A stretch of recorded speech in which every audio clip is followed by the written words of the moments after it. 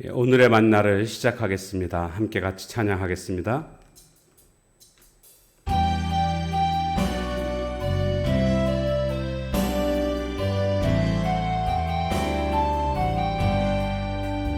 유월절 어린 양의 피로 나의 삶의 문이 열렸네. 저 어둠의 권세는 힘이 없네. 주 보혈의 능력으로 원수가 날 정죄할 때도 난 의롭게 설 수 있네. 난 더 이상 정죄함 없네. 난 주 보혈 아래 있네. 난 주 보혈 아래 있네. 그 피로 내 죄 사했네.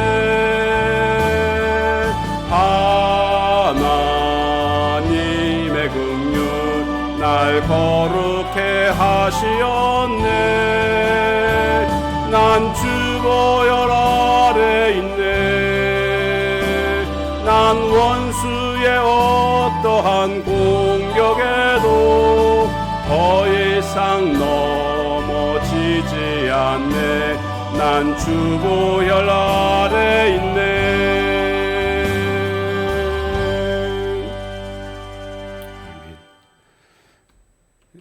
함께 나눌 말씀 본문은 고린도전서 11장 17절에서 끝절 34절까지입니다.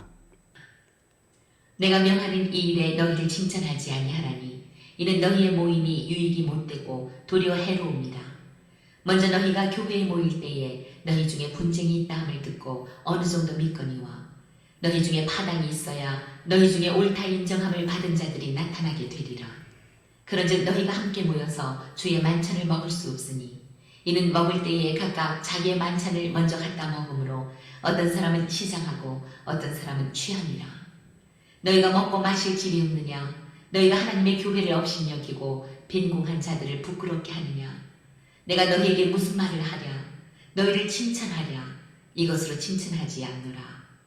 내가 너희에게 전한 것은 주께 받은 것이니 곧 주 예수께서 잡히시던 밤에 떡을 가지사 축사하시고 떼어 이르시되 이것은 너희를 위하는 내 몸이니 이것을 행하여 나를 기념하라 하시고 식후에 또한 그와 같이 잔을 가지시고 이르시되 이 잔은 내 피로 세운 새 언약이니 이것을 행하여 마실 때마다 나를 기념하라 하셨으니 너희가 이 떡을 먹으며 이 잔을 마실 때마다 주의 죽으심을 그가 오실 때까지 전하는 것이니라. 그러므로 누구든지 주의 떡이나 잔을 합당하지 않게 먹고 마시는 자는 주의 몸과 피에 대하여 죄를 짓는 것이니라. 사람이 자기를 살피고 그 후에야 이 떡을 먹고 이 잔을 마실지니 주의 몸을 분별하지 못하고 먹고 마시는 자는 자기의 죄를 먹고 마시는 것이니라. 그러므로 너희 중에 약한 자와 병든 자가 많고 잠자는 자도 적지 아니하니 우리가 우리를 살폈으면 판단을 받지 아니하려니와 우리가 판단을 받는 것은 주께 징계를 받는 것이니 이는 우리로 세상과 함께 정죄함을 받지 않게 하려 하심이라. 그런즉 내 형제들아 먹으러 모일 때에 서로 기다리라. 만일 누구든지 시장하거든 집에서 먹을지니 이는 너희의 모임이 판단받는 모임이 되지 않게 하려 함이라. 그 밖의 일들은 내가 언제든지 갈 때에 바로 잡으리라. 아멘.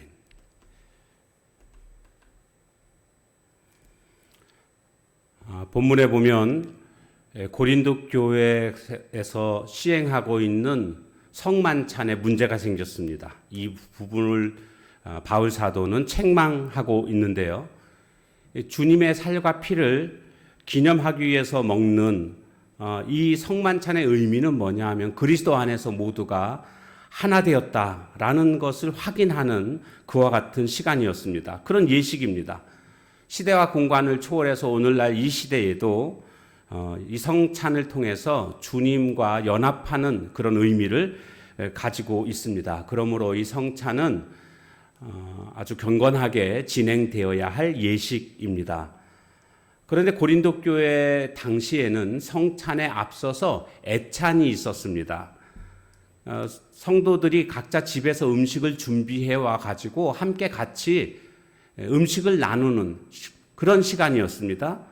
그리고 난 그 후에 성찬이 거행이 됐는데, 문제는 일부 교인들이 이 애찬 시간에 먹고 마시는 이 행위를 지나치게 함으로 말미암아 먼저 취하게 됩니다. 그럼 취한 상태에서 성찬에 참여하니까 이 모든 게 엉망이 되는 것 아니겠습니까? 그런가 하면 또 부자들은요, 부자 교인들이 먼저 자신들의 음식을 가지고 와서 자기들끼리만 먼저 음식을 나누는 모습을 나타내고 있었습니다. 그러다 보니까 가난한 사람들은 음식을 제대로 준비를 못 해오지요. 그러나 이제 이 애찬을 통해서 음식을 제공받게 되는 그런 일이 있었는데, 문제는 나중에 와보니까 먹을 게 없는 겁니다. 왜요? 부자들이 가난한 자들에게 음식을 나눠주는 것을 싫어했던 겁니다. 그래서 자기들끼리 먼저 와서 애찬을 다 끝내고 나서 나중에 제 시간이 돼가지고 가난한 사람들이 와보니까 먹을 게 없는 겁니다. 그래서 굶주리게 되고 또 이것으로 인해서 마음의 상처를 받게 됩니다. 그러다 보니까 교회 안에서 형제가 완전히 깨지게 된 이런 상태까지 이르게 된 것이고요. 부자들과 가난한 자들 사이에 이제 서로의 큰 벽이 생기는 이런 일이 발생하게 됐던 겁니다. 이것을 지금 바울 사도는 지적하면서 여러분들이 하고 있는 이 만찬은 주의 만찬이 아니다, 이렇게 그들을 책망하고 있는 것입니다. 그러면서 이제 다시금 이 주의 만찬에 대해서 그 의미를 바울 사도는 가르칩니다. 무엇보다도 이 성찬의 의미가 뭐겠습니까? 예수님의 죽으심을 기념하는 것입니다. 그리고 예수 그리스도의 희생의 의미를 그들이 기억해야 됩니다. 무엇보다도 예수 그리스도의 죽음이라는 것은 은혜와 구원의 시작입니다.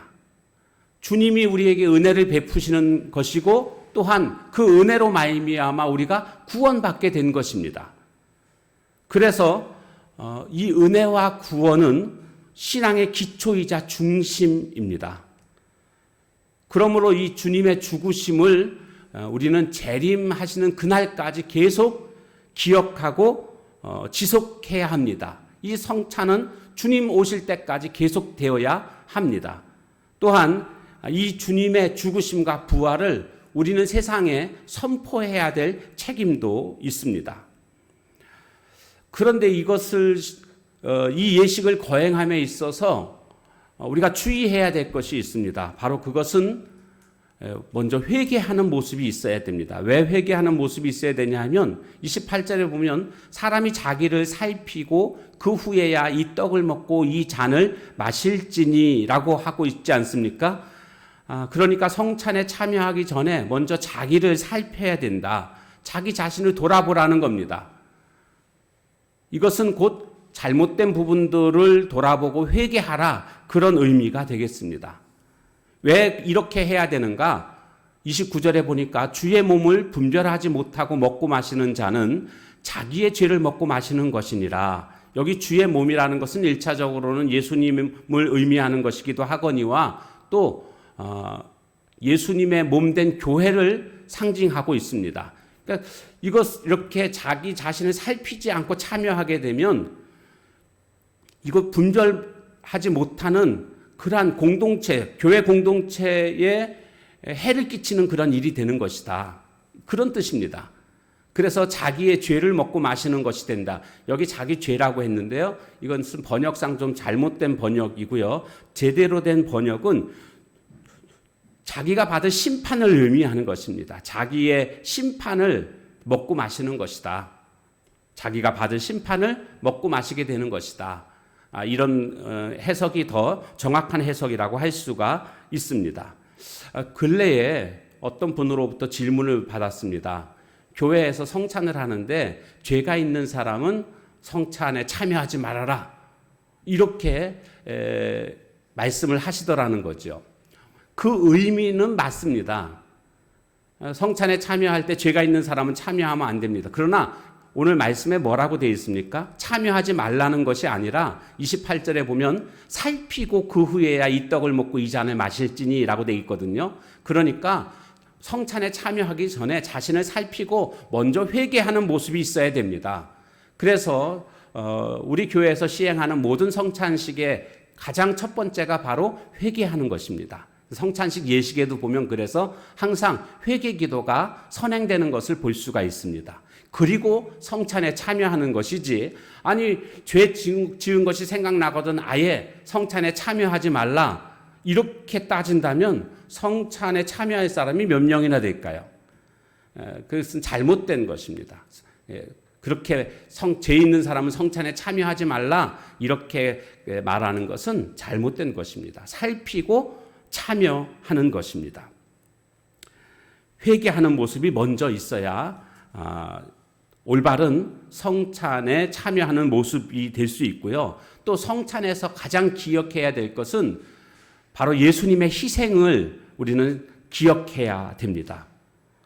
예수님께서 십자가에 돌아가시는 것은 주님의 희생 아니겠습니까?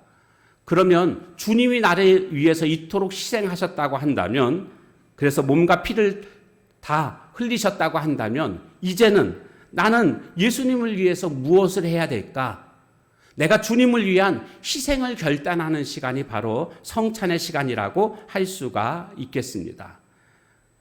이 성찬을 통해서 주님이 날 구원해 주신 그 감격을 우리가 누려야 될 뿐만 아니라 또 이것을 다른 사람들에게 알려줘야 될 뿐만이 아니라 이제는 내가 주님을 위해서 어떤 희생을 해야 될까를 결단하는 오늘 그런 모습이 되어야 하겠습니다. 오늘도 이 주님의 은혜와 구원을 묵상하면서 은혜 누리시기를 주님의 이름으로 축원합니다. 기도하겠습니다. 하나님, 성찬식을 통해서 주님의 그 희생, 구원하심, 그 은혜, 이 모든 것들을 우리가 기억해야 함을 깨닫게 됩니다.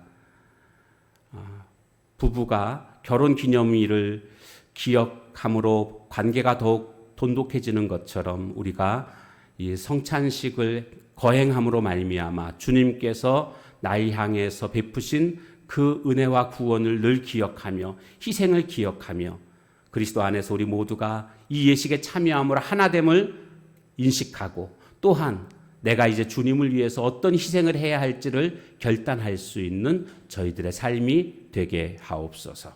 예수님의 이름으로 감사하며 간절히 기도하옵나이다. 아멘. 주신 말씀 기억하면서 기도하시고 각자의 기도 제목 가지고 기도하는 시간을 갖도록 하겠습니다.